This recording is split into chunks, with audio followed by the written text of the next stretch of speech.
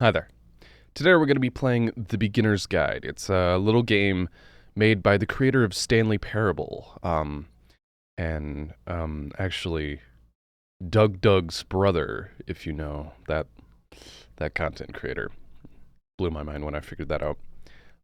So today we're going to be playing The Beginner's Guide because I've heard a lot of people really praise it. From my understanding, it's a short little game. It's going to be about 2 hour long game. And it's basically about the creative process. And I've heard if you want to start doing a creative job, it's an amazing place to start. It's an amazing game to play. And for a little bit of context, the reason why I'm doing this now, I recently moved into an apartment with my girlfriend. And I quit my job because I'm a voice actor. However, I haven't been, income hasn't been good enough to do that full time as of yet. So I've been working jobs on the side, but I realized that wasn't giving me enough time to do my voice acting and do the things I love. So I quit. I'm running a little experiment. For the month of June, I guess I started June 10th, and I'm going an entire month. So starting July 10th, or until July 10th, I'm just going to be grinding out voice acting, all my game dev stuff, all my career stuff. I'm just doing this shit. I just want to do it. And I want to use this month of free time that I have to see if this is viable.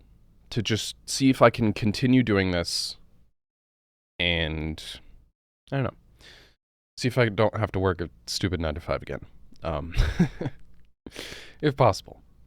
So, to start this off, we're about 2 days, 2, 3, 4 days into my little adventure of a month long of this. So I want to start it out well. I want to start it out with a nice little game. Quick and easy, making some content out of it too, and just get this in my brain, because I've heard this is really good for the mental on creative jobs like this. So, without further ado, we can get right into it. All right, let's start this.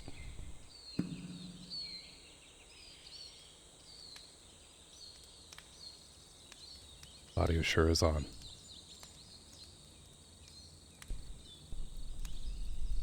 WSD, left mouse button. Hi there. Thank you very much for playing The Beginner's Guide. My name is Davey Reedon. I wrote The Stanley Parable, and while that game tells a pretty absurd story, today I'm going to tell you about a series of events that happened between 2008 and 2011. We're going to look at the games made by a friend of mine named Coda. Now, these games mean a lot to me. I met Coda in early 2009 at a time when I was really struggling with some personal stuff, and his work pointed me in a very powerful direction. I found it to be a good reference point for the kinds of creative works that I wanted to make. So just to start you off, this is, I think, the first game he ever made. It's a level for Counter-Strike. You can walk around here, by the way. And mostly it's just Coda learning the basics of building a 3D environment. But what I like is that even though he starts from the simple aesthetic of a desert town, he then scatters these colorful abstract blobs and impossible floating crates around the level. And of course, it destroys the illusion that this actually is a desert town, and instead this level becomes a kind of calling card from its creator. It's like a reminder that this video game was constructed by a real person. And it kind of makes you wonder, what was going through his head as he was building this? This is what I like about all of Coda's games. I mean, not that they're all fascinating as games, but that they are all going to give us access to their creator. I want us to see past the games themselves. I want to get to know who this human being really is.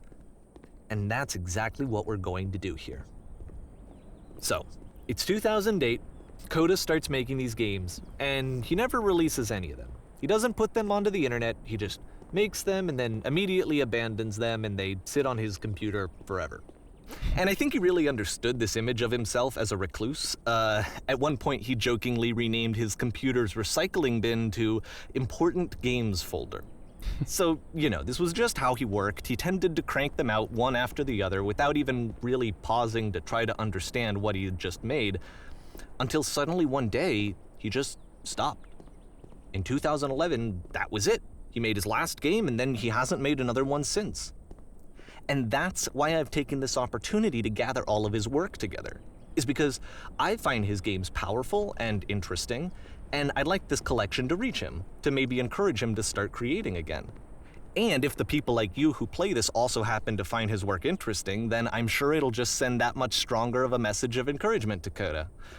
So thanks for joining me on this. If you have a particular interpretation that I haven't mentioned here, or if you just need to get in touch, you can email me at daveywreden@gmail.com. Okay, that's about it for introduction. Let's take a look at Coda's first proper game.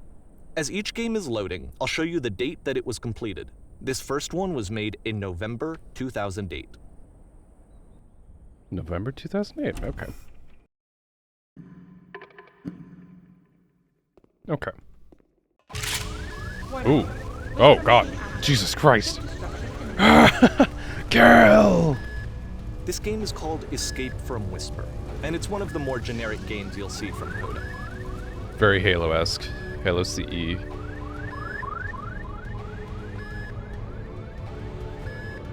Security call breached. Hostile alien life forms inbound. Not the hostile alien life It forms. kind of looks like this game was abandoned mid-development. For instance, you have this gun, which you'd think would indicate that there are supposed to be monsters or enemies somewhere. I have no but ammo. Then clearly there are no enemies anywhere.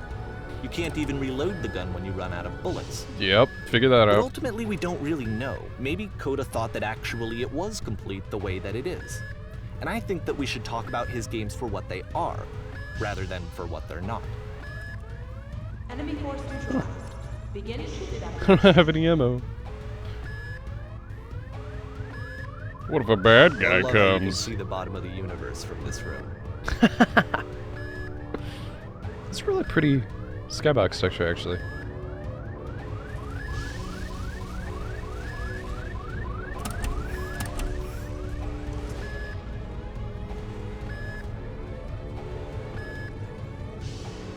Apparently, maze? the space station has a labyrinth on it. Yeah. Sure, I don't know. There's really no reason for it that I've ever been able to discern, so in the interest of time, I'm just gonna skip you on past it. Thank you. Okay, this is the part that's interesting. The game has this narrative about the whisper machine and how it has to be turned off, and then you get to the engine room. Hey, The you there, Undella. in the engine room. You could save us all. That beam is powering the whisper machine. We could disrupt it by introducing a great enough heat signature. If your body could stop the beam. It's so much to ask, but for all of our lives, would you do it? Could you give yourself?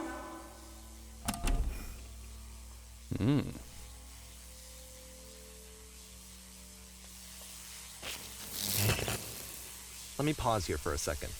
What you just experienced, stepping into the beam and then dying, is probably what Coda had initially intended when he was developing this level. But when he first compiles and plays it, something goes wrong. There's a bug somewhere. And this is what happens instead.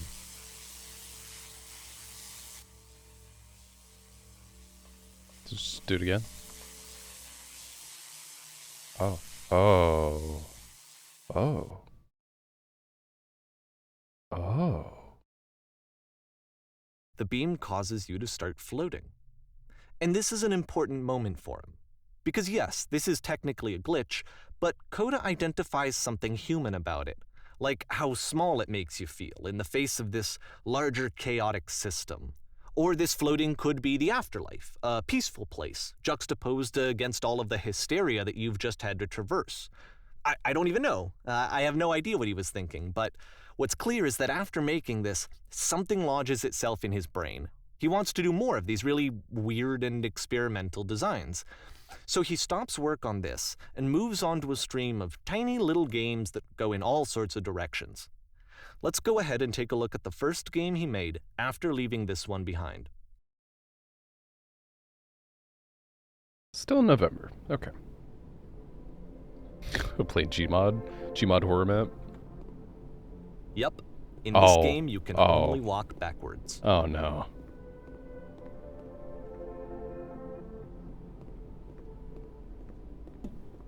No, my mouse died. That's not a good opportunity. Not a good time for that. God, I hate how greasy my face looks. What the hell? Okay. We're good now. God, I hate this. Oh. So it's a short and relatively minimalist experiment combining motion and narrative. It is less advanced than the previous game, but actually it seems to be more focused, more complete. Code is trying to give it a unique voice rather than simply basing it on a pre-existing trope. It becomes clear. What if the future is always behind her? How will she find the strength to confront it?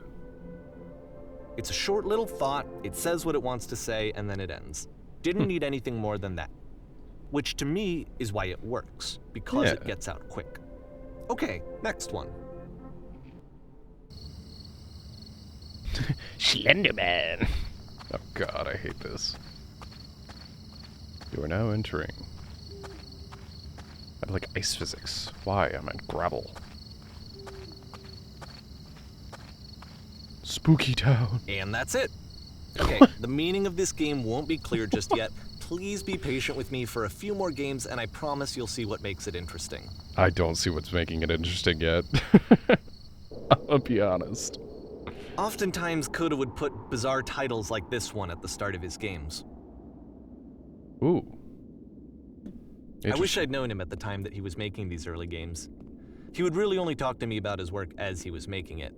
Once he stopped work on a game, that was it. It was dead to him. And I don't agree with that at all, but what are you gonna do? Oh. It's the Once snail you've on been a slowed to an absolute crawl, the door at the top of the stairs opens. So snail on the why, line. if Coda's not showing Or these ant games on to the line. anyone, why bother opening the door at all? Well, to show The you, I'm intrigue. modifying the game here so that when you press enter, it'll bring you back up to full speed so you can enter the door for yourself. The intrigue. Gotta know. You'll never know what's behind it. Oh. Well, this is pleasant. Place a pair of floating out. Oh. Normal game where we have to scream in the mic every 15 seconds to keep playing. A key in A one room game. that's Box warm door. and nice and Spooky. filled with little ideas for games. You are a gate. Coda would often tell me that he didn't mind cool. if people thought of him as cold or distant. He said that he knew that he was actually a vibrant and compassionate person, but that it takes time to really see that. It can be a very slow climb to get there.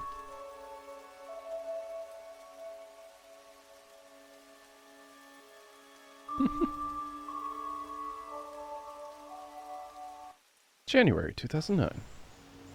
Okay.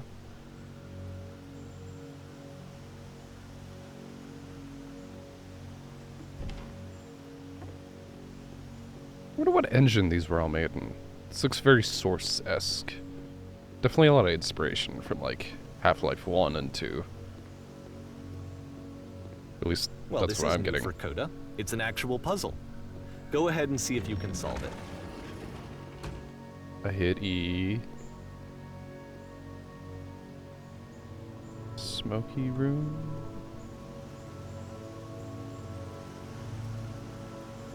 It's so hard to see. Did I lock myself in? Oh, I didn't. I'm smart. Don't forget that solution, because we're going to see this puzzle again soon. We saw We're that gonna in see it the. a lot. We saw that in the space one too. That symbol.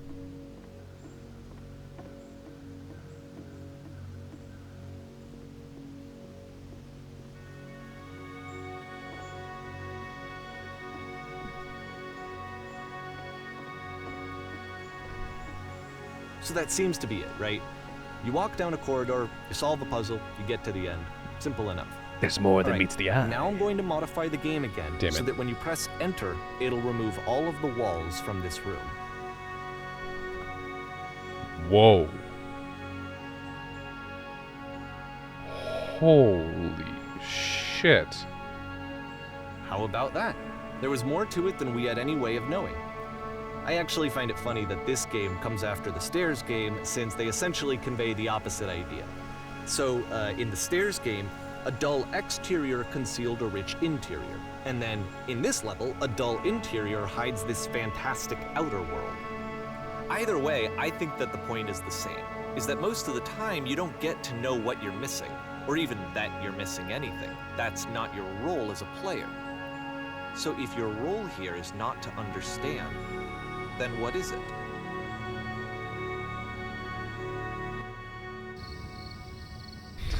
Cut, David. You are now exiting. Aha.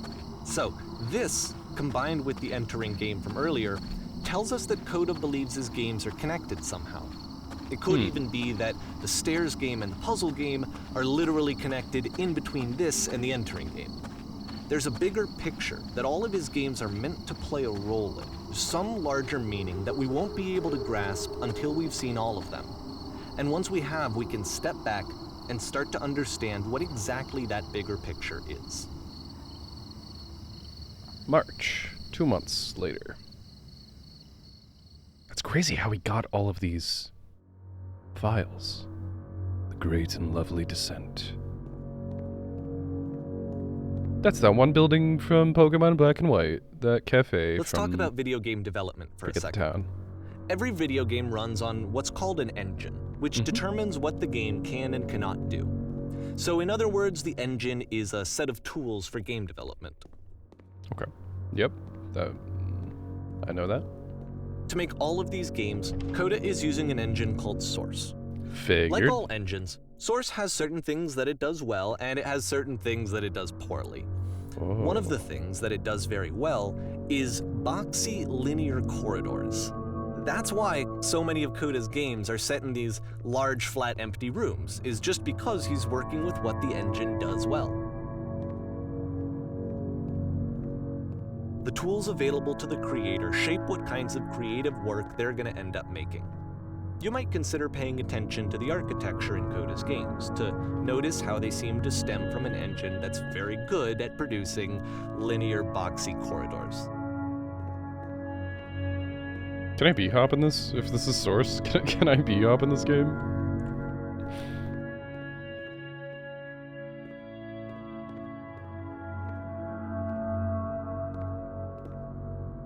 Ooh.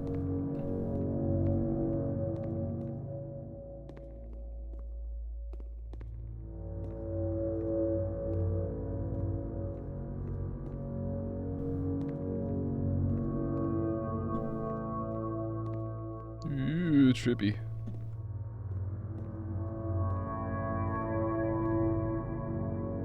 Oh. Ooh. What are you?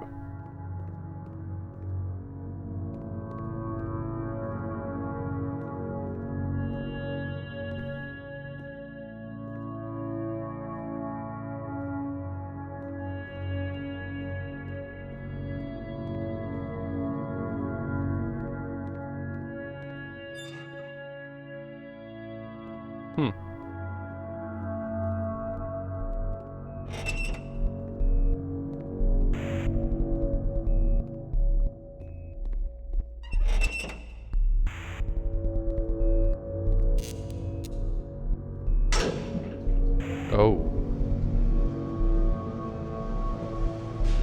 Am I going to prison?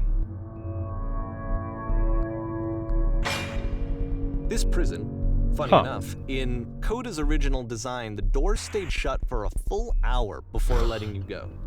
If you don't mind, I think we're gonna skip that. I appreciate that. Wait. This Damn is it. something that he and I used to argue about a lot. You know, whether a game ought to actually be playable, whether it means anything if no one can get through it. And I would always defend that, you know, all this work goes into the game, why not make it playable and accessible? And so we just got into heated arguments over it, and there was one time that after one of these conversations, he went home, and a day or two later, he sent me a zip file entitled Playable Games that was full of hundreds of individual games, each of which was just an empty box that you walked around in and nothing else. Believe me, I played every single one of those just to find out if there was like a gag hidden somewhere. There wasn't.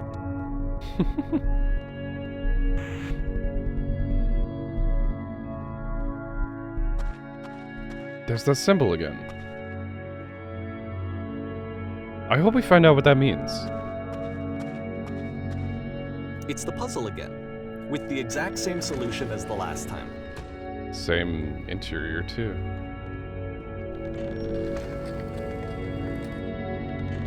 There's still no clear indication of what makes this puzzle so special that Coda is going to return to it over and over. But I promise I'll share with you my interpretation very shortly.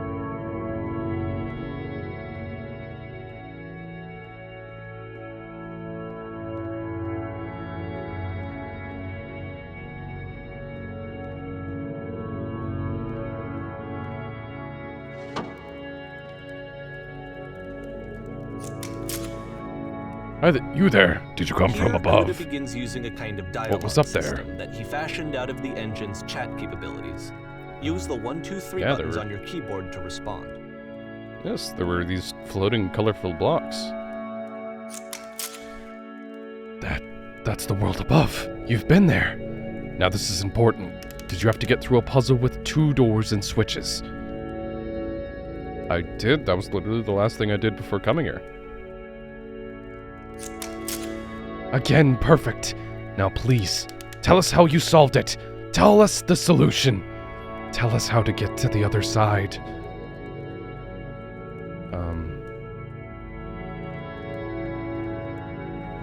You don't want to go over there. Oh no, but I do. We do. We need to get there. Do you understand? It is the most important thing in the world. We have to escape this prison. There must be an ending. I promise. There is nothing more I want. Oh.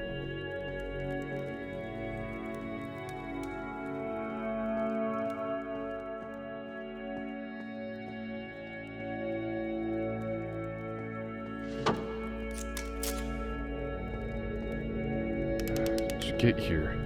Is there a puzzle yet to pass through? Yes. Do you want to know how to solve it? No, we actually find the black space between the doors to be far more interesting. Have you seen it yet? Did feel strange, yeah. Don't think too hard about it. You'll see it again soon.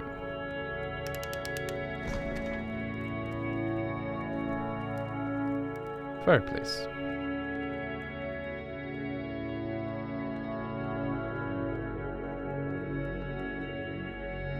And so we make one last descent down to the final floor of the level.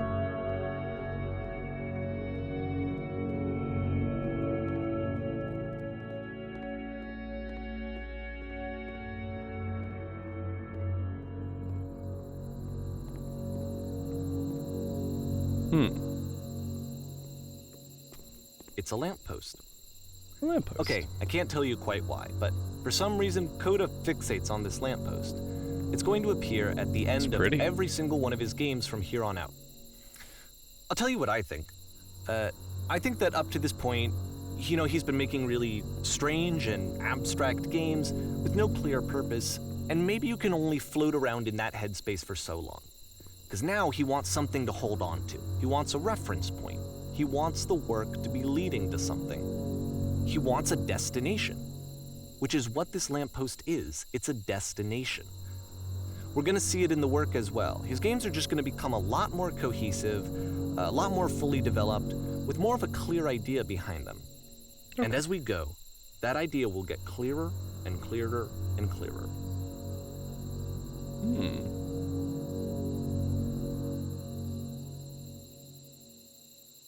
God, why do I look so greasy and pasty? This camera's doing me dirty. April 2009. This game is connected to the internet. As you walk around, you can leave notes. All notes that you see are left by other players.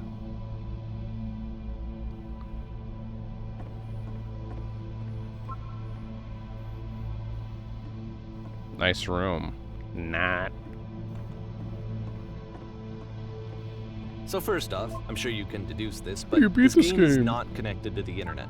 All of No the point notes to that you're going to this. see have been written by Coda. This was actually the first game of his that I ever played. This Whoa. was shortly after I met him at a weekend game jam in Sacramento, where I grew up. Whoa, I saw holy him shit. working on this very level, and it was just Can you so guys hear me? different from anything that anyone else was doing. So right away I was like, I have to be friends with this person. Oh, In retrospect, I think I was probably a bit too pushy, trying to get his attention. reasonable. I was over-enthusiastic. But he Read was this. very gracious about it and very patient with me. And Makes I me feel cooled off sad. eventually. Oh, feel free to skip over any of these notes if they're not doing anything for you. Nothing extra is going to happen if you read all of them. Either way, to me they convey a sense of loneliness. I see Balls. this person who's filled with thoughts and feelings and beliefs and has no way to express them except as scattered and unheard voices in a game that wasn't meant to be played.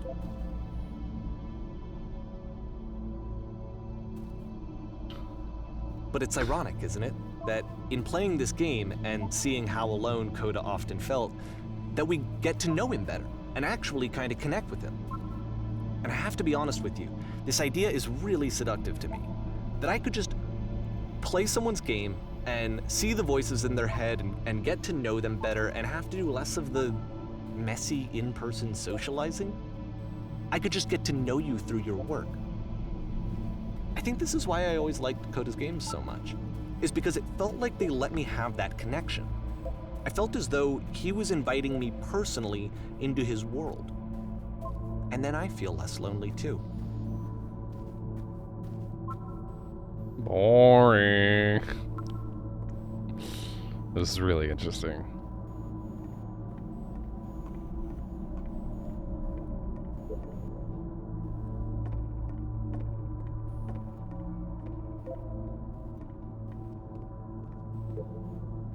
Butt ass butt. Go to the friggin' bathroom, man. I gotta piss.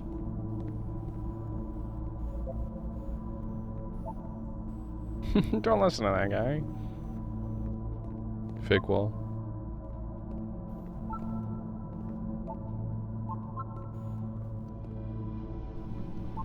Dark Souls fake wall.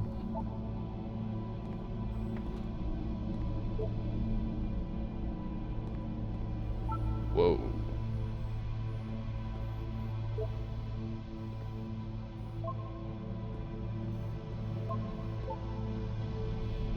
These are really interesting, but god damn, there's so many of them.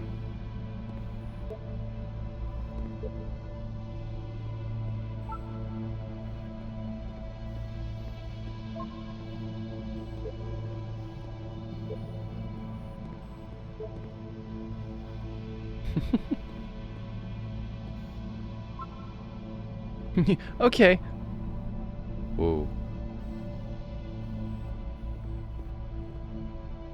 You know what? Yeah. Oh, invisible wall, bastard.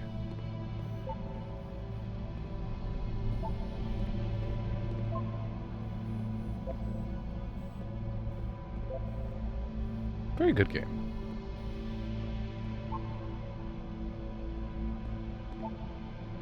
I will do better.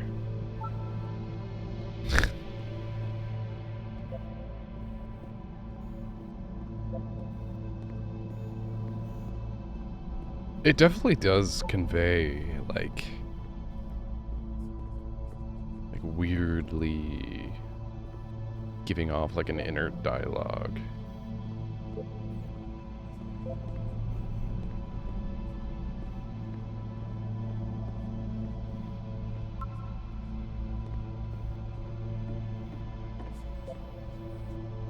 What does it mean?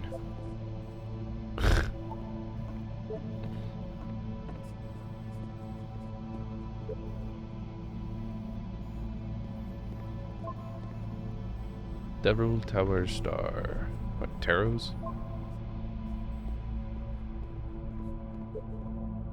Who are you people?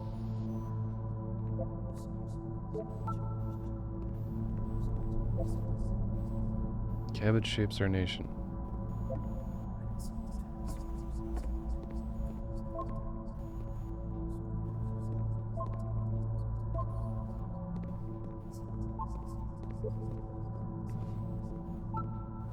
Devil Tower Star again.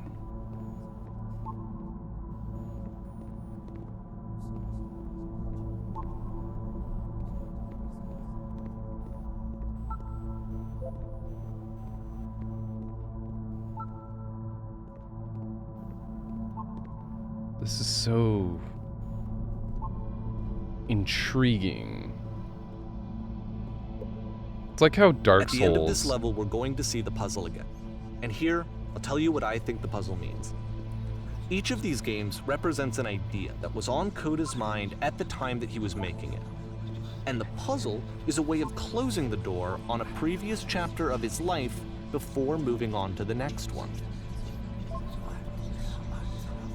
It's like, there's the thing. There's the thing. It just wink at me?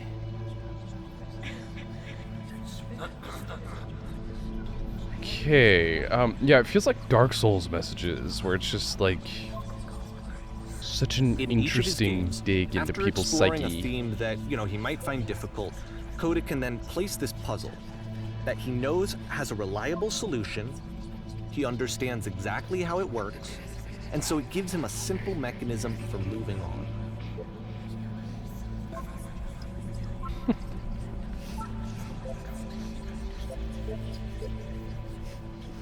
And because there's this dark area between the doors, a space between spaces, before you move on, you get to pause. Just for a moment, a few seconds to reflect on and let go of the events that led you here. To step back and connect the pieces together. To grasp at that elusive bigger picture.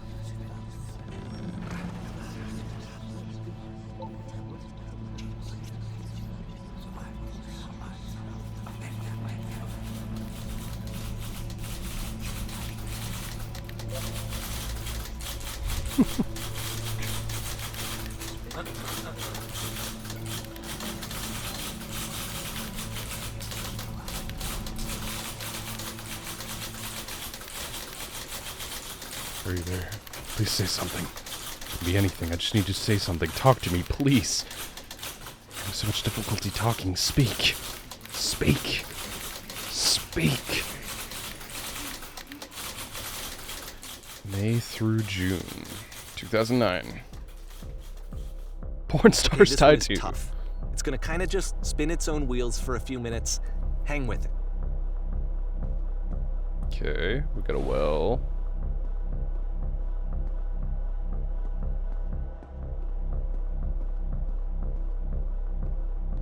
We're going into a nightclub? Goddamn.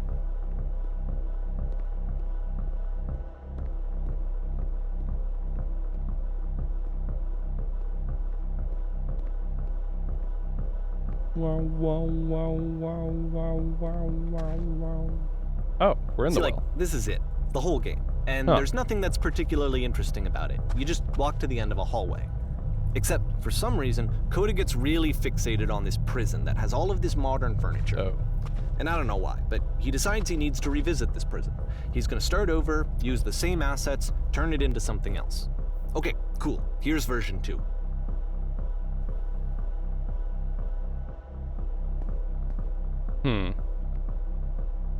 Furniture ought to go in the center of the room. Let's put a giant hole in the ground. That's not what I said. How about along the wall of the room? Let's put 10 stoves lined up against the wall. That's not what I asked. I think we should light up this room a bit. I'm thinking... yeah, live Tesla coils.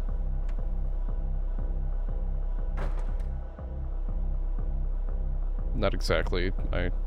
And a table. You need a table. There's already a table. None of my choices are making any difference. Whoa, whoa.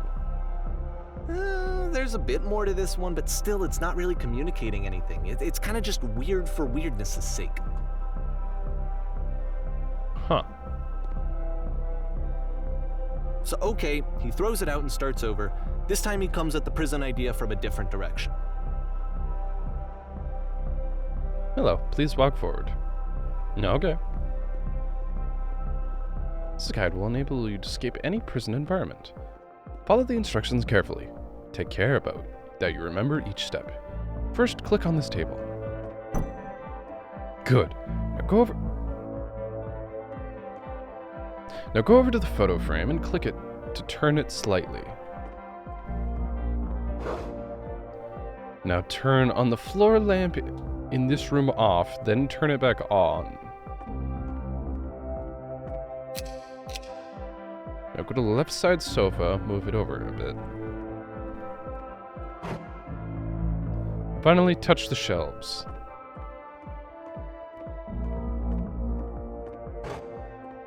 That's it. In a real prison, the escape will now be open. Return to the start to be taken back to your prison.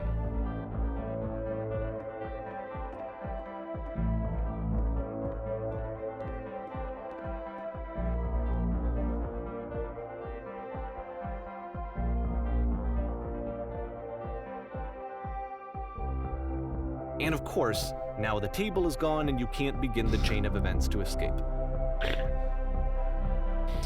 Here's a version where there are no bars, but you can't actually get to the well. And then a version where the inside of the prison is the outside and the outside is the inside. Let me just blink you real quick through a few more of these. I mean, he really unloaded on this prison idea. There's nearly a dozen of them. Personally, I think it's awful to watch this, to see a person basically unraveling through their work. And for what? Like, at what point do you just go, maybe there are game ideas other than this prison that I could be working on? But Coda doesn't have that voice telling you to stop, that particular mechanism of defense against yourself. Without it, you just spiral. And so he keeps going and going and going and going and going, and then he hits on something. And he likes it. And that's it. He's done. He stops making prisons. This is the very last version of the prison game that he created. And the reason I think it works is that the prison is not actually in it.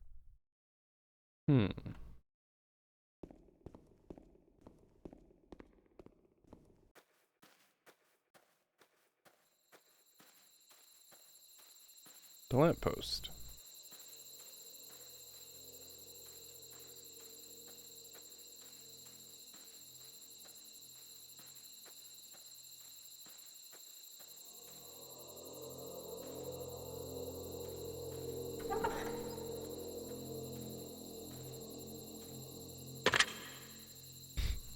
Beep, boop, boop, boop, boop. Hello. Who is this? Hey, it's me.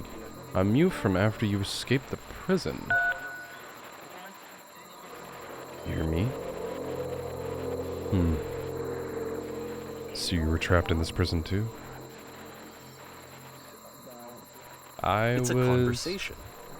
And so this is what Coda wants, is to be able to talk to someone, to share That's where what's I'm at on right his now. mind, and to Glad get you know some how to good get it out advice of it from someone eventually. who knows. What's it like to But escape? the irony is that even in this scenario, you're still talking to yourself. You know, all of these games so far are Coda talking to himself. Completely still and watching emotion at the same time. Do you feel any different? Sometimes I'm scared I'll get out and then things will be the exact same as before.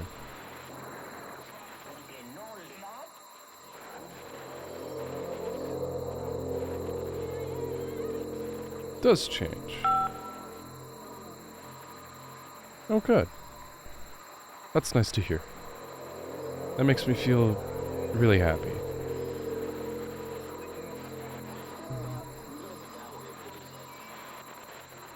Remember to enjoy who you are right now. It won't last. But if you're me, then did you get a call from another version of you when you were trapped? No, I think I'm the first person to call back. Unless that's the tutorial. Maybe I can come find you. What do I have to do?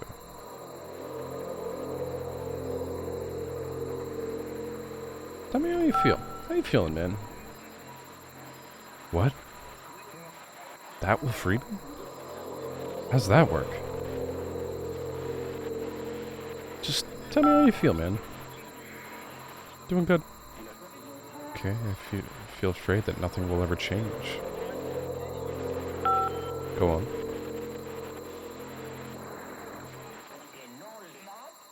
I can see why he considers this a fitting conclusion to the prison games.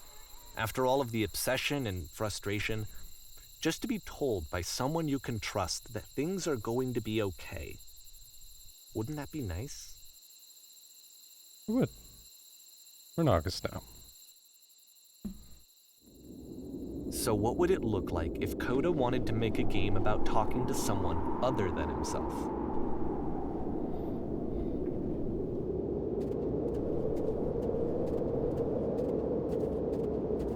To me, this environment is meant to represent Coda's puzzle, with the 2 doors on either side and a dark transitional space between.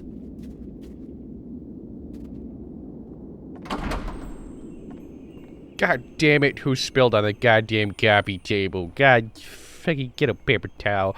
Hi there. My goodness, I'm glad as heck that you showed up. Thought I might be having to clean this entire house by myself. Right miserable that might have been. Everyone knows lonesome hands make lousy homes. You'll notice that the quality of the art is a step up from previous games, including this new and improved chat system, which he started using from this point on. From here on out, he begins putting much more effort into the visual polish of his work, and this particular game took 2 months to create as a result. Don't worry about me. A place this nice I'll be glad to stay here all night. Well, now you might just be getting a little ahead of yourself there, no? Why don't we start cleaning and then you decide whether you could do it all night. I'll finish up here. In the meantime, could you please clear the table? Okay. Much nicer. That's the table I want to see. Would you please run into the bedroom and make the bed? Yeah. This is wonderful music. You in there, why don't you straighten out the rug a bit? All the details matter.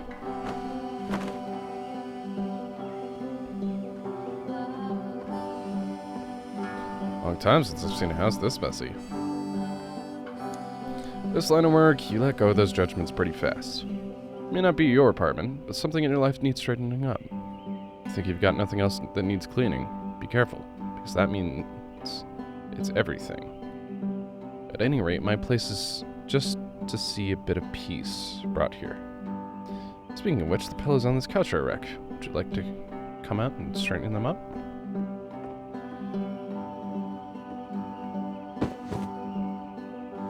Oh dear, looks like somebody spilled their drink over by the couch. You mop that up as long as you're there. Feel compared to share an incredibly cheesy personal insight. You okay with that? Make it especially cheesy. Give me some cheddar.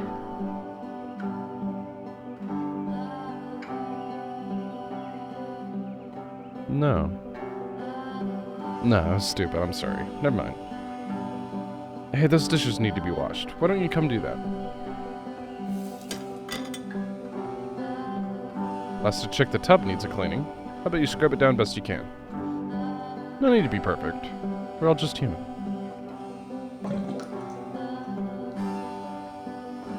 Still books scattered on the floor of the bedroom? If so, would you put them back on the shelf?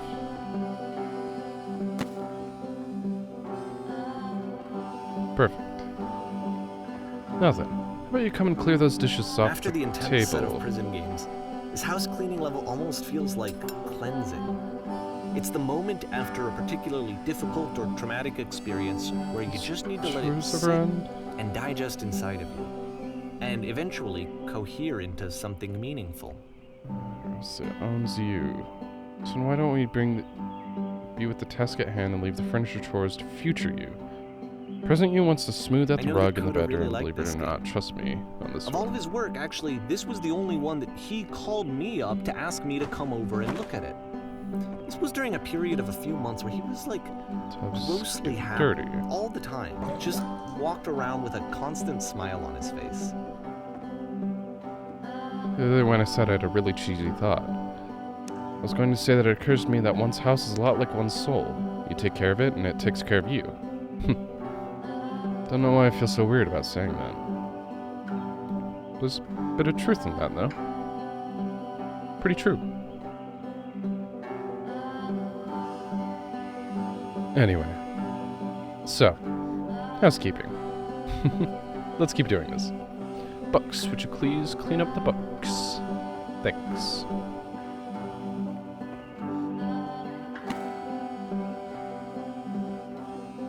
Pillows on the couch are a real mess. I'm glad he made this. Straighten I'm glad them he up. found some peace.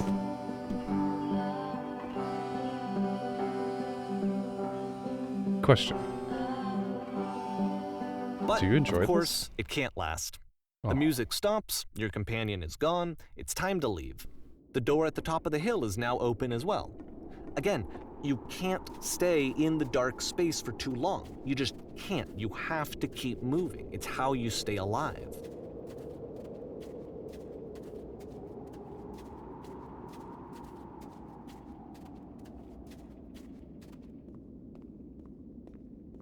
Lamppost.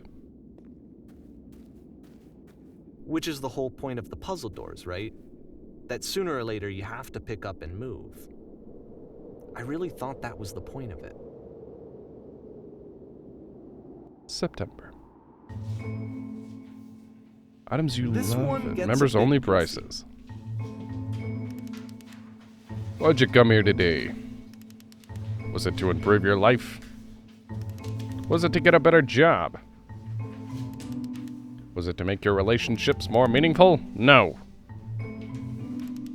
You have come here to be perfect. This workshop is going to teach you how to be perfect. I want your friends, the people in your life, to look at you and think, wow, this person is a better human being than I am. Right now, who do you think about that in your own life? Who do you think is so well developed as a person that they make you feel disgusted with yourself? Compared to whom you feel useless, selfish, ungrateful. I intend to make you into that person. Perfection is within your grasp. And the question is, how do we do it? Not how we do it, but how do we do it effortlessly? This is easy. It is so easy. It is About so halfway through the easy. game, the Being perspective perfect is shifts. effortless. Whoa.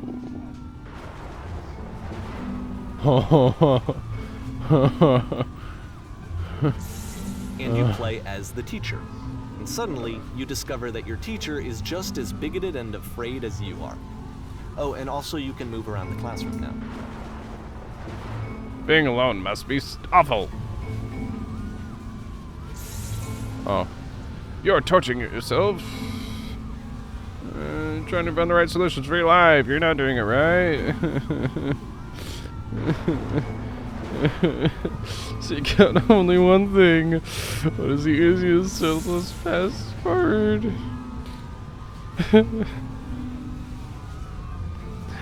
There is no truth. There is no path. Just kidding. Just kidding, guys. Just kidding. Do what is easiest, do what is simplest. Feel what is true. Nothing. No one. I felt pretty hard for this one. I feel like Perfection. it's one of the most relatable experiences that you can have. To assume that some other person is perfect and totally fulfilled in every way, and completely miss all of the little flaws that make them painfully human. I think about this game a lot these days. That was really interesting. Oh, January 2010. Skip it a few months. This Classic one took a lot shelves. longer than all the others for Coda to make. It was 4 months between this and the last one. That's twice as long as it took him to make any other game before this, and it's not like it's particularly complex, so I remember I found that a little strange at the time. I like this stage. This is a good stage. Whoa.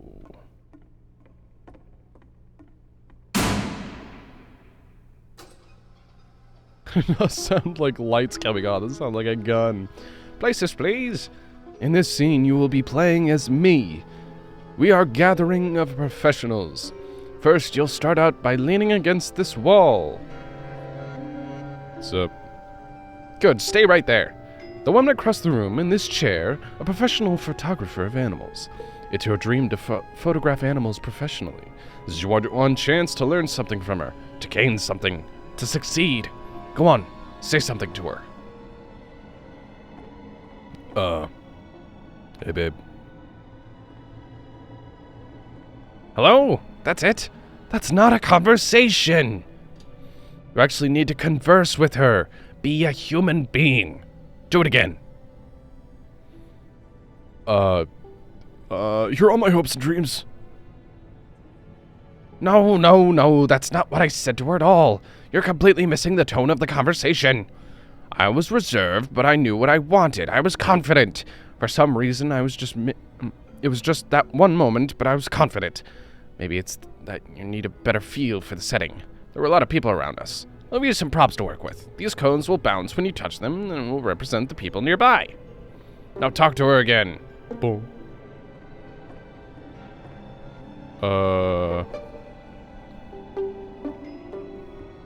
There's some sacrifices you had to make. You're messing it all up again. You'll freak her out if the conversation gets too personal that quickly. Do you realize how important this was for me? I'll never get an opportunity like this again. Everything was riding on this. I want to try something. Try stepping back from the stage. Whoa. Lamppost. Hey, buddy.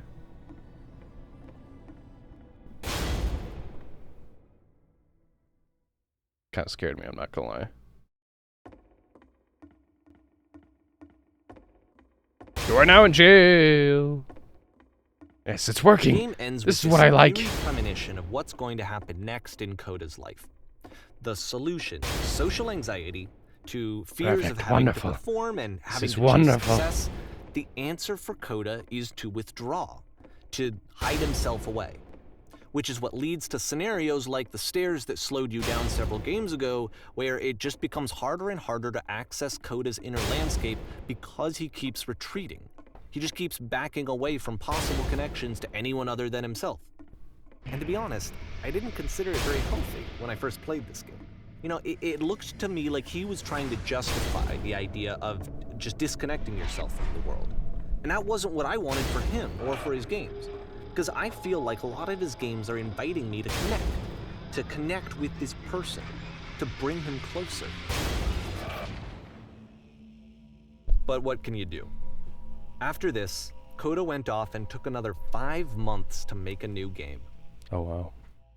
June 2010th.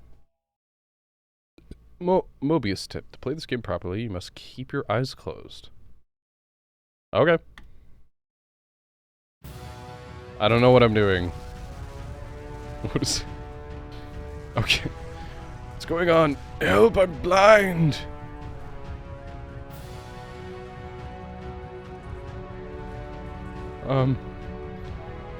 Someone talk to me!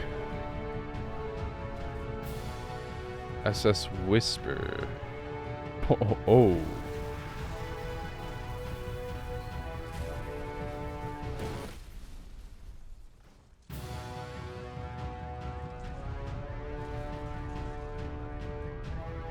You should probably open your eyes if you haven't already. It's pretty much impossible to solve otherwise. And there is a solution, by the way. Really? Eyes. It's a little symbol. Truth. Speak something that is honest. That's the truth.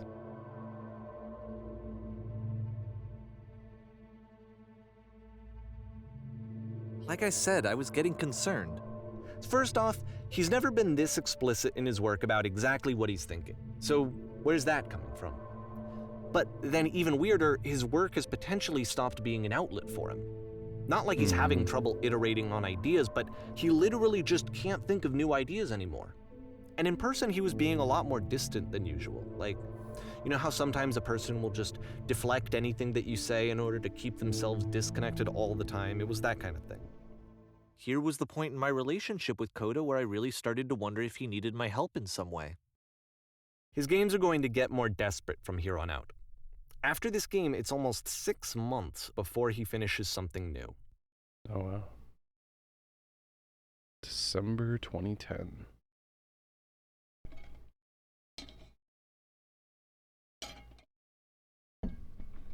Where am I? Oh.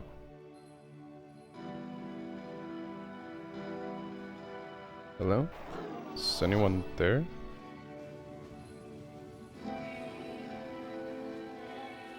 That a person? How lovely. It's been a long time since I've talked to anyone. What's wrong? You look lost.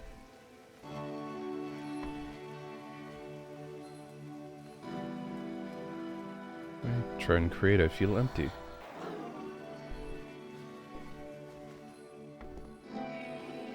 Oh no. What happened? Did something change?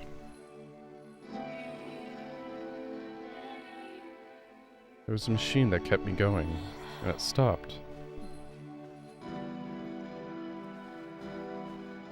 Wait, you're looking for a machine?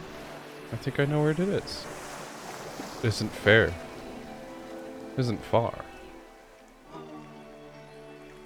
I need to know why it stopped.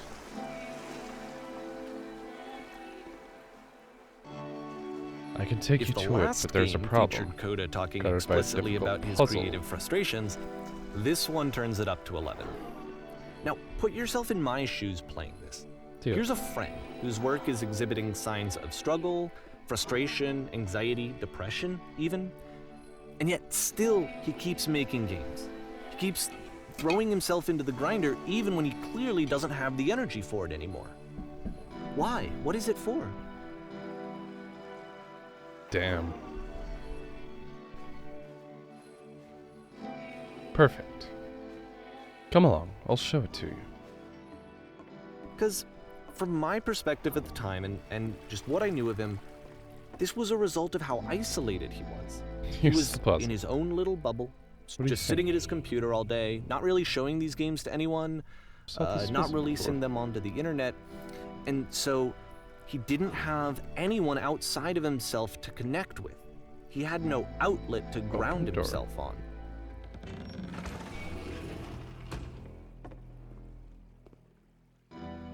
Close to the first door.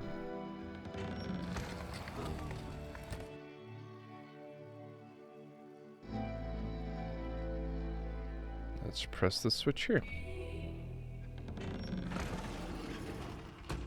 That was so simple. You can't talk yourself out of loneliness. It doesn't work that way. You can't be the one writing both the questions and the answers. Then there's no movement. Then there's no circulation. If all of your anxieties are being channeled into your work, then if the work ever fails, you have no backup and you're just going to crash.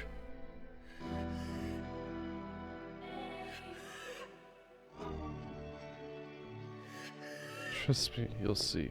You have to say that work is fun is easy. You have to say that game development is simple and joyous, that you love it 100% of the time. Sure, making games is easy. It was wonderful. But it wasn't true. Don't worry about it, just keep talking. Keep saying that creation is easy. When I make games, I feel completely organized and constantly excited and enthusiastic about my work. Wonderful. Keep going. Seeing this game at the time that he made it, it looked really unhealthy. I was watching him do this to himself, and I hated it. I hated seeing him so trapped.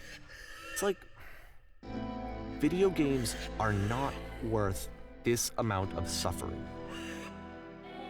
This is someone I really cared about. And I used to get so much joy out of seeing him create.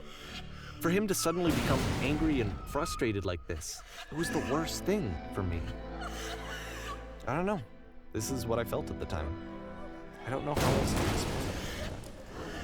I wanted it to stop more than anything. I had never felt so rotten. I needed more than I had ever needed anything for this to stop. Outpost.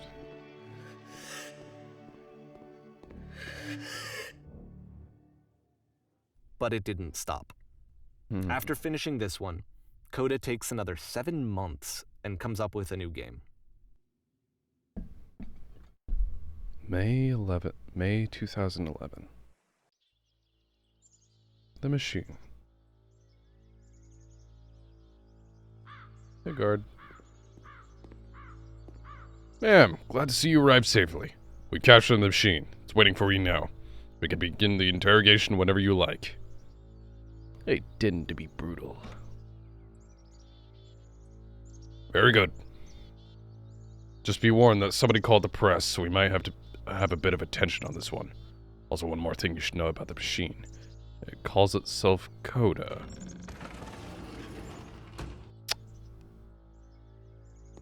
Wonder what this metaphor's for.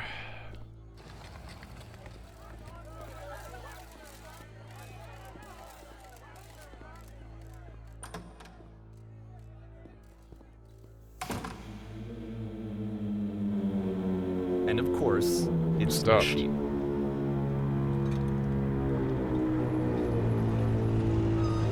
York was keeping us alive.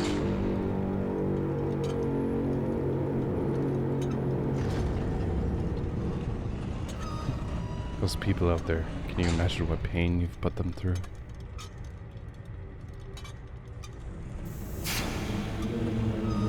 So here's what you need, Stab, and you need to go out there and apologize to them.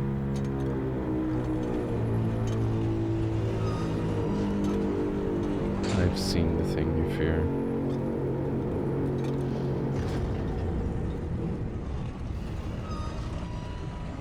Alright then, I'll speak to them for you.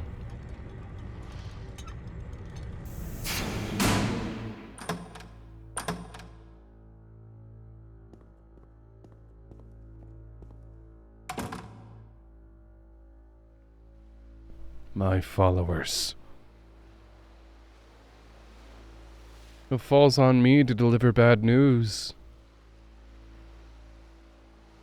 The machine refuses to admit that it deliberately hurt us. But we will find a way to live without it. We do not need its games. Let us show it that we are not failures. Follow me. We will destroy the machine and everything that the machine has created.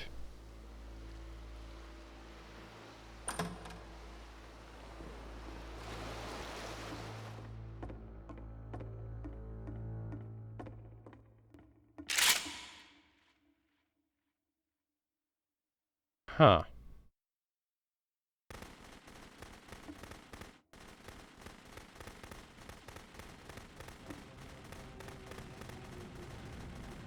Sure, your work dies here. Isn't that what you're scared of? Having to live without your precious creations? Having to deal with yourself? So now the work is becoming self-destructive. And I'll tell you, at the time that I first played this game, shortly after he made it, here's what I'm thinking to myself. I'm thinking that Code is stuck in his own head, and that it's having a very negative effect on him, and that all he needs to do is just start showing his work to people, to get some actual feedback on his games. It might get him out of isolation. And so, as I'm thinking this, I realize that I could be the one to initiate it. Because it would never occur to Coda to start actively soliciting feedback, so what if I did it for him? If he could see the difference it would make to have more actual conversations with other human beings, would that bring him out of his mental spiral? Would it give him confidence in himself? Would it bring meaning back into his work?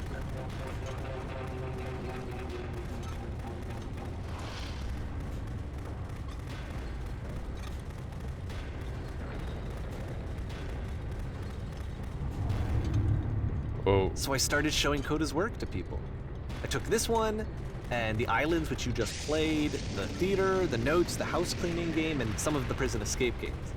I brought them to people that I knew and trusted. I asked their opinions. And the great part is that they really loved his games.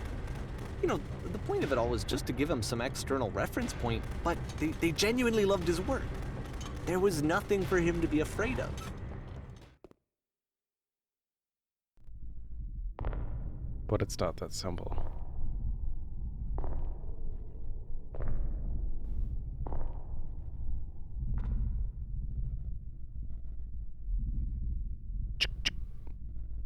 Put down your weapon.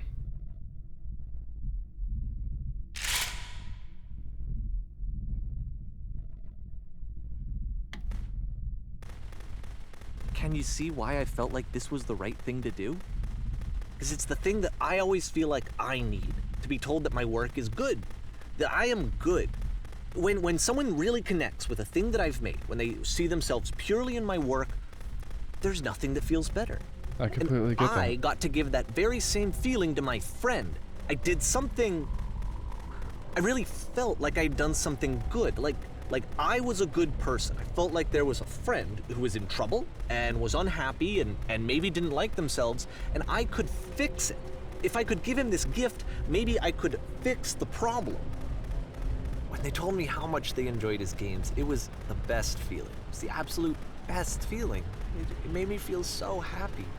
So beautifully, beautifully happy.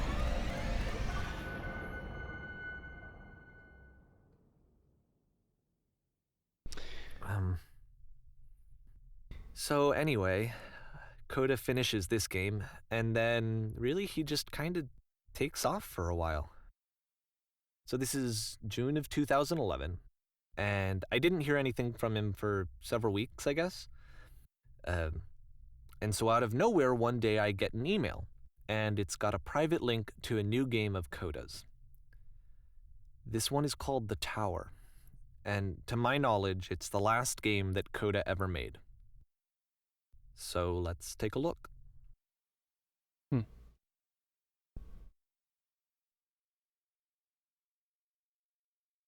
The tower.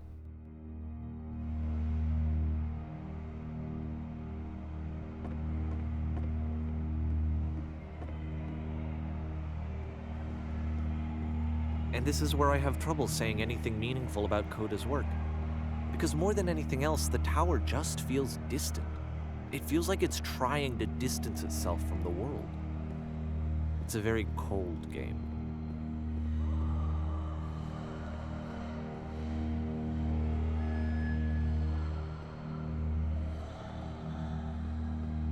This room actually has a maze in it.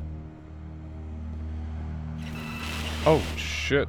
Except that all the walls of the maze are invisible. And then every time you touch one of the walls, there's this awful flashing and noise, so the experience is really miserable.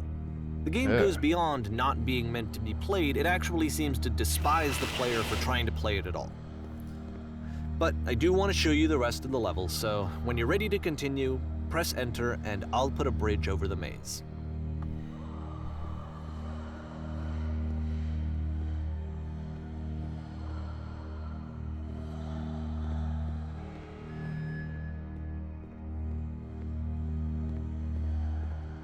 And to be fair, it's not like this is the first game that's needed some modification to be playable. Like the house cleaning game. You know, that one used to actually loop the cleaning chores and you just cleaned a house forever. I had to cut it off so that you could exit the house and the game would actually end. But that game had an idea that it was actually trying to communicate. What's the deeper idea behind the invisible maze?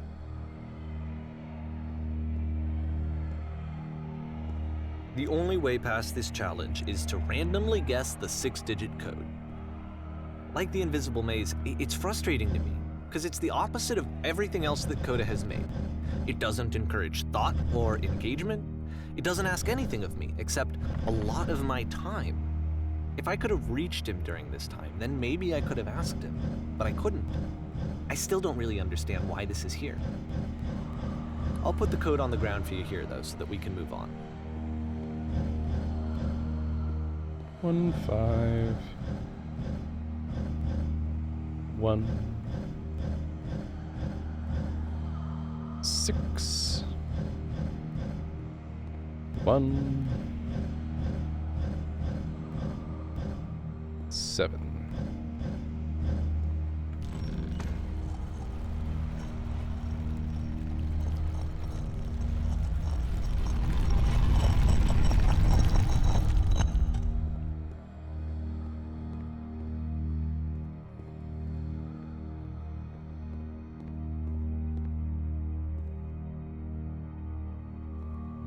The switch to open this door is actually on the other side of the door, meaning that it's literally impossible to solve from this side. So even if you somehow brute forced your way through the first 2 challenges and you got to this point, there's actually just no way to progress. And it's scary for me, the idea of Coda cutting himself off entirely, just saying, that's it, that's the end of the conversation, not giving me any way to fix the problem. I feel like a failure, I guess, when I can't fix the problem. But I can open this door for you, so let me do that. Was I a failure for not understanding this game? I mean, I don't know why I would be. It's not like everything needs to have a solution, but I feel it somehow. I feel like I failed, and I don't understand why. I remember, it's June of 2011. I'm playing this for the very first time, and as I'm playing, I'm thinking to myself, I don't know this person. I have no idea who this person is. It wasn't the guy I knew, it wasn't my friend. I had come to so many conclusions from looking at all of his work up to this point, and then suddenly none of them... I had been trying to, though. That was the thing. For years, I was trying to get to know him, to understand who he actually was and what he stood for. I asked him so many times to please just tell me what his games mean to him. I asked him please to tell me what the 3 dots mean. And he wouldn't.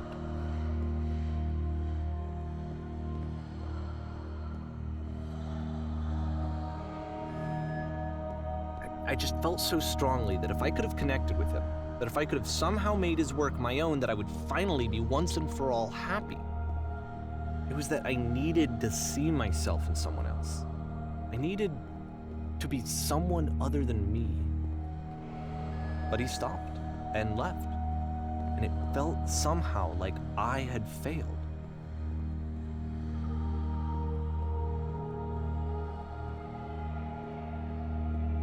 Where did I screw up?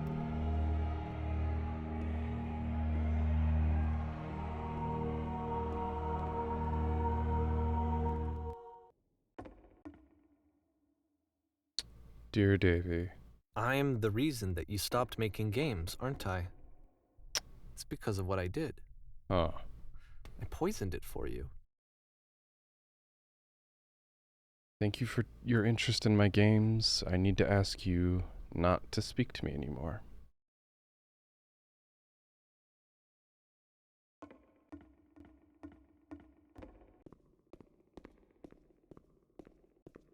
I don't think I ever told you this, but when I took your work and I was showing it to people, it actually felt...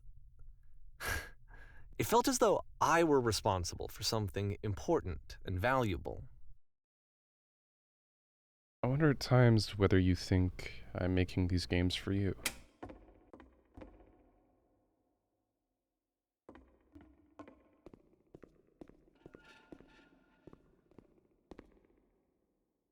You've so infected my personal space, but it's possible I did begin to plant solutions in my work somewhere, hidden between games. And the people who played them, they treated me like I was important. They really listened and cared about what I had to say. Even though I was showing your work, I felt good about myself. Finally. For a moment, while I had that, I liked myself. If there was an answer, a meaning, would it make you any happier? Would you stop making my games and showing them to people against my wishes? Taking my games, giving them something that is not yours to give, violating the one boundary that keeps me safe? Would you stop changing my games? Stop adding lampposts to them.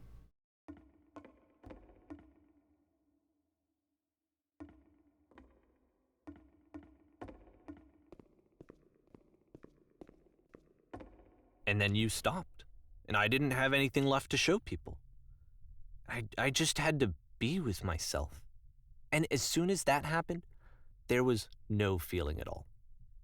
Nothing. Less than nothing. What does that mean? Would you simply let them be what they are? When I'm around you, I feel physically ill. You desperately need something, and I cannot give it to you. Literally do not have it. Struggling to come up with new ideas is not making me depressed. Low points are just a part of the process. The fact that you think I'm frustrated or broken says more about you than about me. I realize that this doesn't make sense to you just yet. Which is fine. You're not my problem to solve. But I do hope that one day it clicks, and that you make peace with this thing that you are wrestling. I'm afraid that I did something really stupid because I don't like myself. And when you finally see what I'm talking about, don't say anything.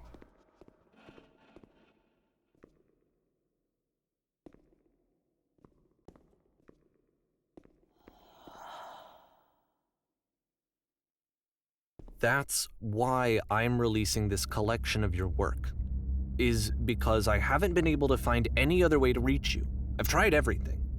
And so a part of me has hope that if I put this compilation out into the world, and if I put my name on it, that maybe enough people will play it so that it'll find its way to you, so that I can tell you that I'm sorry. I know I screwed up. If I apologize to you truly and deeply, will you start making games again? Please, I need to feel okay with myself again. And I always felt okay as long as I had your work to see myself in. I mean, is something wrong with me? Because I know that I did an awful thing, and I'm doing it again right now. Like, I'm showing people your work, but I can't stop myself from doing it. That's how badly I need to feel something again, like I'm an addict. There has to be something wrong with me. Can I apologize? What if I tell you I was wrong? Will that work? Will that fix it? I don't know. I don't think it will, but there's nothing else that I can do. Just tell me what you want. I'm sorry. I'm sorry. Please, start making games again. Please help me. Please give me some of whatever it is that makes you complete. I want whatever that wholeness is that you just summoned out of nothing and you put into your work. You were complete in some way that I never was. And I want to know I want to know how to be a good person. I want to know how not to hate myself. Please. I'm fading, and all I want is to know that I'm going to be okay.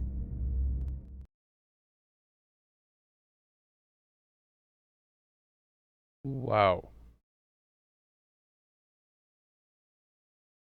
Not where I thought this was going. Epilogue.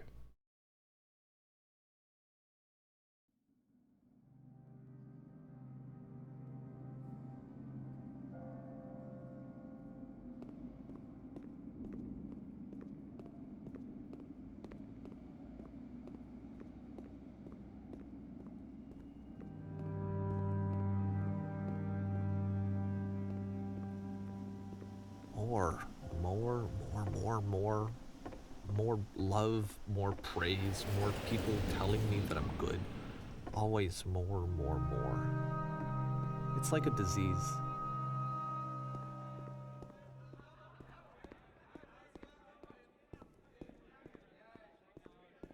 Solution.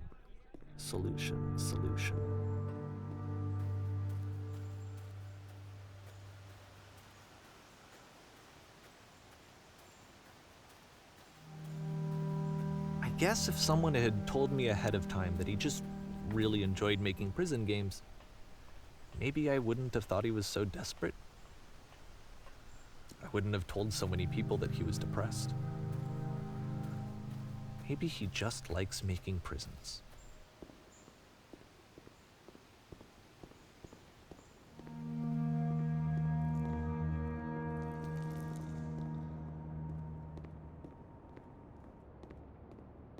Even now, the disease is telling me to stop. Don't show people what a shitty person you are. They'll hate you.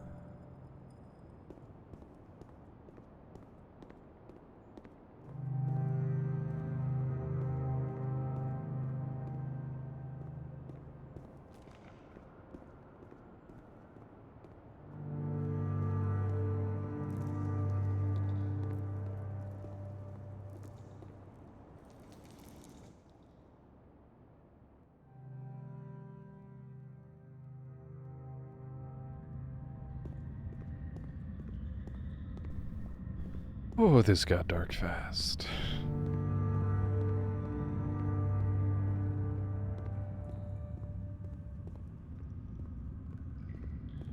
If I knew that my life depended on finding something to be driven by other than validation, what would that even be? It's strange, but the thought of not being driven by external validation is unthinkable. Like, I actually cannot conceive of what that would be like.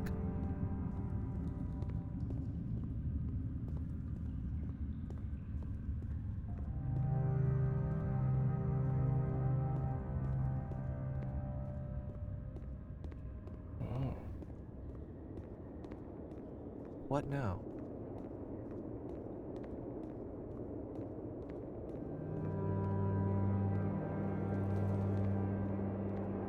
I think I need to go. And I'm sorry, because I know that I said that I would be here and I would walk you through this, but I'm starting to feel like I have a lot of work to do. I have a lot that I need to make up for, and so I'm just gonna... Okay.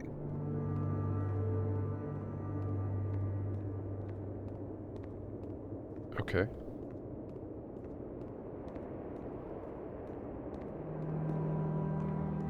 Man, that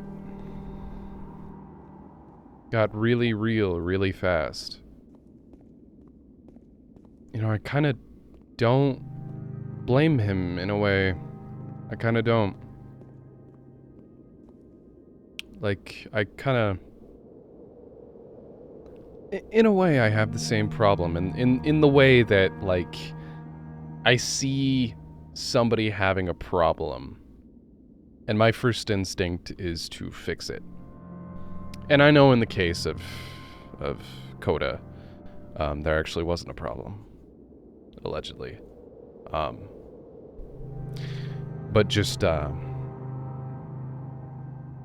yeah, something about my brain always wants to be like, I need to fix this. I need to be the one to help this person, when a lot of the times you can't do that. That felt really real.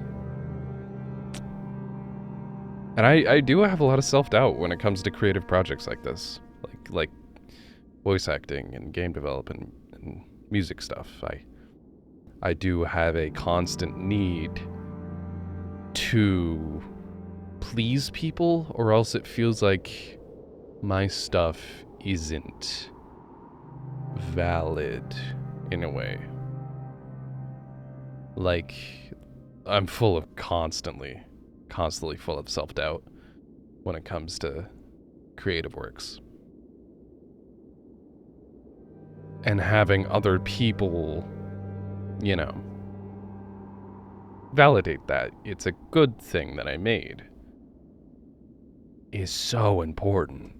So important. Because I can be proud of something that I make. I can have a good time making it.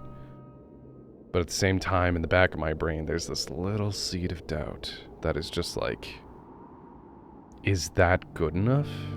Is that good?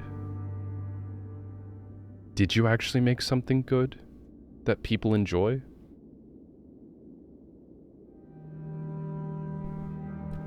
I don't know.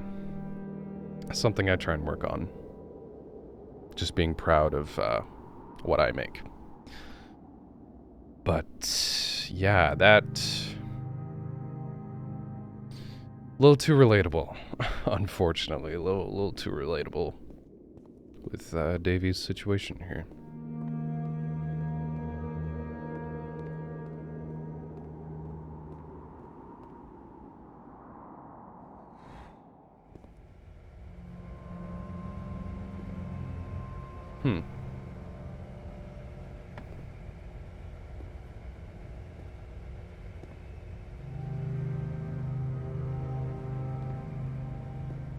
Now the question is, who made what we're currently playing?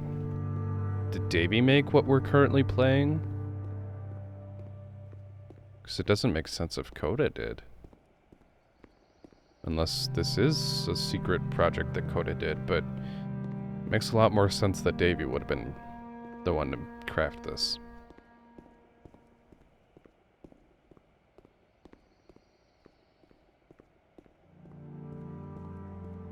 Man.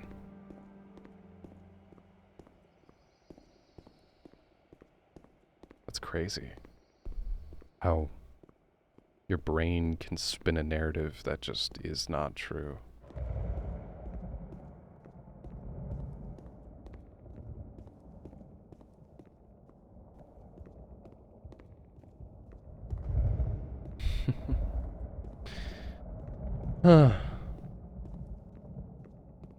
Giant laser beam of death.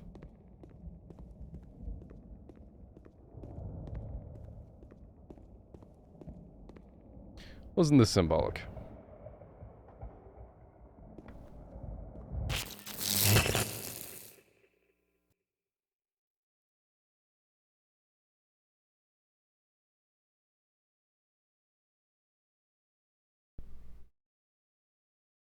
Whoa.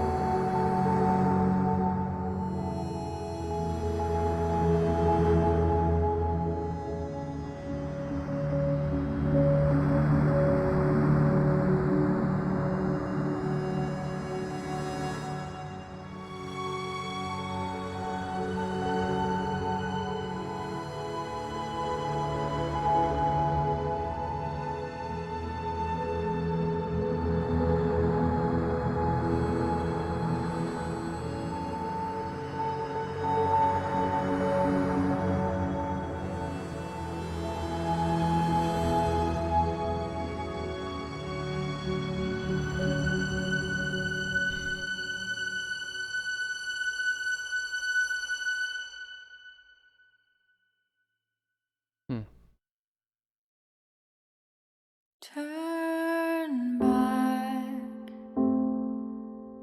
For R. Turn back from this cave. You said, let me. This project would not have been possible without the following individuals. Let me keep going. But the cave goes for Turn Back, written by Helena Heron, and miles and miles. performed by Helena Heron and Ryan Roth. And you're so tired, but I know that you're strong. So turn back,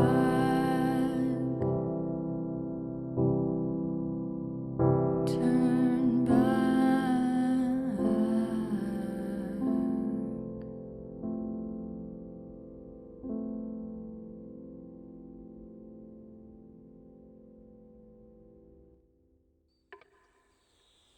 Wow. That's the end.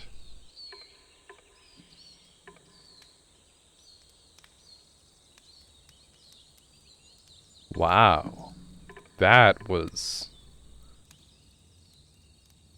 powerful. Wow. Okay. Wow, that was not the kind of game I was expecting it to be. Wow. That is... How do we even commentate on that? That is insane. Yeah, I don't know, I guess I got kind of a lot of my thoughts out on Davy's feelings and everything. But wow, that was interesting. You know, my prior knowledge of this game going in was it's about creative works. And like, I guess trying to get back into creative works or like finding the inspiration for doing that. But that took it a way different way than I was expecting. I don't know. I guess. Wow, that's so much more psychological stuff than I was anticipating. Because it wasn't about the creative work. It wasn't about Coda's work. This entire thing is Davy's apology. Wow. That's weird. That's really weird.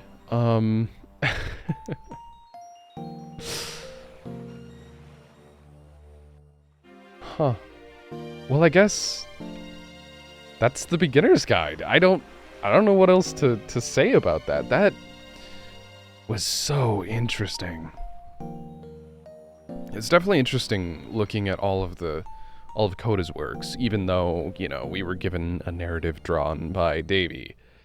It's still really interesting to see the evolution of Coda's works and the narrative that Davy made about it.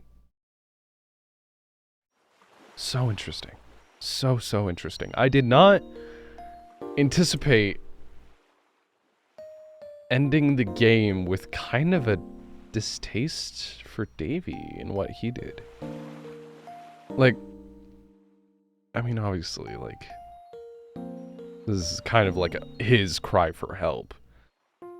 I'm sure that this accomplished that, because when did this game come out? Hold on. The Beginner's Guide released in October 1st of 2015. That's a lot older than I expected. So a good, what, 9 years ago now? At this point? Close to 9 years. It'll be 9 years this October. But wow, that's... So obviously, like, in the time that, you know, in the time of this game releasing to the present day, obviously things have probably changed. And I mean, like, the Stanley Parable Plus, or Deluxe, or whatever the new version of the Stanley Parable is out. And it's been out for about a year or so. So obviously Davy's been probably getting some help with that. I really am interested if they ever reconnected. That would be a really interesting story to hear. But, I don't know. I guess that's just kind of... That's my thoughts on it. Davy was surprisingly relatable at the end there. Scarily relatable, but I don't think my situation is as severe as his was back then. But wow, that was a powerful story. Not the kind of motivation that I was expecting to get, but I kind of am leaving here with a lot more thought-provoking stuff, so I guess it's kind of worth it in its own right. I got a lot to think about. I've got a lot to think about with this game.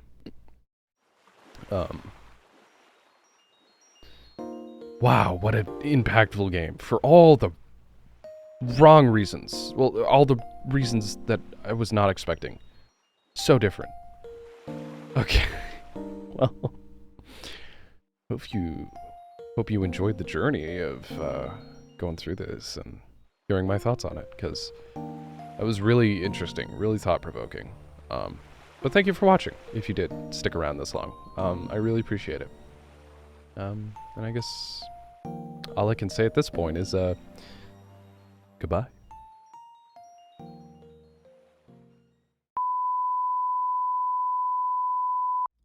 This is post-recording me here to give a few final thoughts.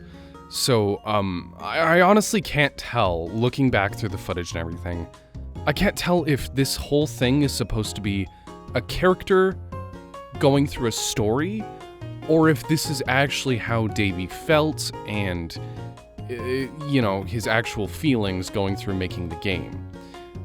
Because you can tell at the beginning of the game, knowing the context that you do of the ending, you can definitely tell that, like, Davey's trying to, like, pin this narrative onto Coda, being, like, as if he figured him out, as if he is, like, a therapist or a psychiatrist diagnosing somebody. It's as if Davey thinks he knows Coda in and out, and this is his exact thought process, even though, like, he explicitly explains at the beginning of the game that he hasn't talked to him in a while, and he doesn't know why he made these games or, like, what went into it. He doesn't know Coda or his thought processes throughout all the games that he shows off. So you can really tell, knowing the context of the end of the game, you can tell that Davey is currently writing the narrative of Coda being this mentally ill person trying to make an escapism, and Davey's the big good guy trying to save him from his own mind. When in reality, Coda's just probably a normal guy, you know? Of course, everybody has their problems, and nobody's gonna be 100% mentally right in the head. But Davey makes it out to where Coda is a prisoner in his own mind, when in reality, Coda just probably thought some of these ideas were cool, or were fun to implement, or honestly just had no other ideas. So it's the hostile, like, I figured you out type of language. You can really see that knowing the context of the ending of the game, that, you know, Coda cut ties with Davey in the end, and it really is vague on whether this is supposed to be a story or if this really did happen, because they pass it off as something that really did happen. So if it really did happen, that's kind of shitty. And, like, Davey even admits all this, right? Davey's like, I know this is a shitty thing to do, releasing this game, doing the thing that cut the ties of our relationship in the first place, but I desperately want to talk to you again. But you just kind of, going back on a second watch through, you just see all of these things that Davey says that just probably are not true about Coda. He assumes so much about Coda, about all of his level design and everything. It's so interesting. It's such an interesting deep dive into Davey's mind, rather than Coda's mind, which you're led to believe that this whole game is about. But it's really about Davey's mind. I just thought that was interesting. Some final thoughts on me. Okay, goodbye.